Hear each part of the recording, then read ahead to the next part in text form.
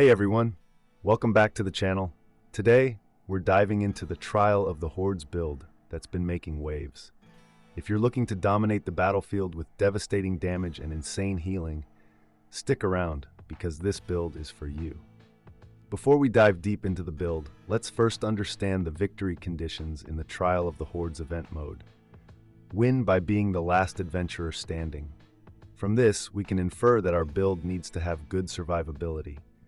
If both adventurers survive until time runs out, the one who kills more monsters wins. Therefore, our build also needs to have high damage output to kill mobs quickly, as merely surviving and running around won't always guarantee victory. As for the other two conditions, I'm not going to explain them in detail. In my experience, it's extremely rare for me and my opponent to have the same number of kills. While it's not impossible, the chances are so low that we can safely ignore it. And now let's start by the skills and essences we're using in this build. For the primary attack, you can use either option, as both work well within this build.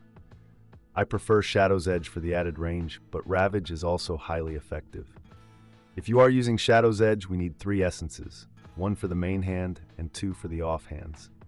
For the main hand, we'll be using Cruel Vendetta. Shadow's Edge damage increased by 38%.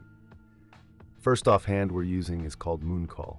Shadow's Edge also increases your primary attack speed by 10% for 2 seconds for each enemy hit, stacking up to 3 times. The second offhand is the Hanging Chalice. After Shadow's Edge hits an enemy, 2 blades ricochet out randomly targeting nearby enemies and dealing 19,347 damage to them. This combination will enhance our primary attack damage, increase attack speed, and provide a way to handle multiple mobs at once. If you are using Ravage, again, we'll need 1 essence for the main hand and 2 for the offhands. For the main hand, we're using Exquisite Silence. Ravage now causes the enemy to bleed, dealing 9,576 damage over 3 seconds. First offhand is Ferryman's Lantern. Ravage also deals an additional 5,991 damage to bleeding enemies. Second offhand is Vicious Talisman. Each time you are attacked, Ravage's attack speed is increased by 35% for 3.2 seconds.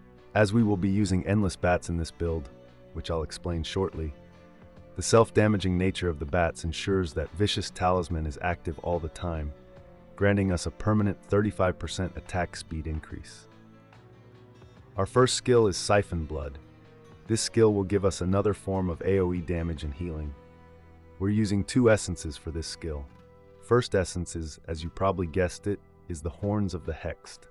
Siphon Blood is no longer channeled and now moves with you, dealing damage and draining the life of nearby enemies. Our second essence is Misery Shared. Whenever you are attacked during Siphon Blood, you will deal 5,512 damage to enemies you are siphoning. Thanks to the self-damaging nature of our bat skill, we will have permanent usage of this essence, further increasing our damage output.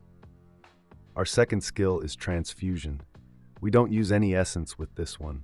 I chose it because it provides a decent shield with 2 charges, which helps reduce damage and offsets the self-damage inflicted by our bats. Our third skill is Sanguinate, which is extremely helpful due to its damage immunity. As you know, the longer the match goes, the more enemies will spawn, resulting in increased game lag. This immunity frame helps us navigate tricky situations. And now, the star of this build, Swarm of Bats. This is the most important skill in the build, providing significant damage and sustainability. We use 3 essences for this skill. The armor is Teeming Grotto. Swarm of Bats also destroys enemy armor, increasing the damage they take by 19% for 3 seconds. Shoulder Slot is what makes the skill so powerful in this build. Flagellant Spines. Swarm of Bats now consumes your life to sustain the swarm as it hunts down enemies. And for the pants, we're using Oversight Essence to offset the self-damage we'll be taking.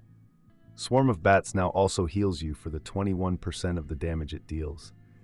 This combination not only boosts your damage output, but also ensures you can sustain yourself through the toughest battles. Now I'll quickly show you all the essences, so you can copy the build more easily.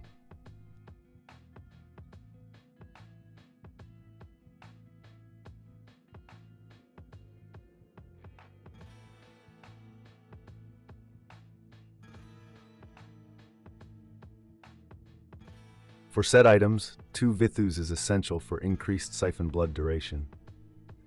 The remaining set pieces are based on preference. Personally, I use 4 Vithus and 4 Shalbas since I'm too lazy to switch from my DPS setup. You can use Untouchable Mountebank set to have even more survivability through Shields the set offer, Banquet of Eyes, Angmet's Conflagration, or Grace of the Flagellant sets to have more damage output.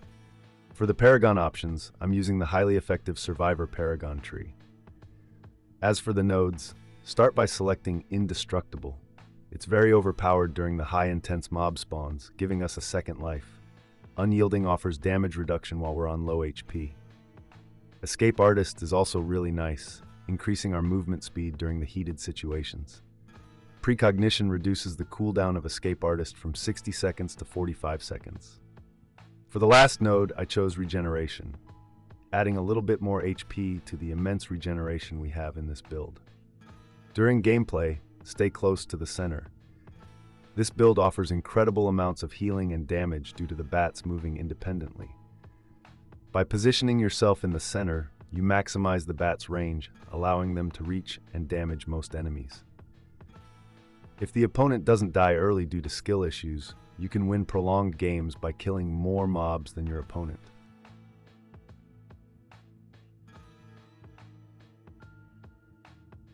And that's it for this build. Thanks for watching. If you enjoyed this build and found it helpful, don't forget to like, comment, and subscribe for more content. See you in the next video.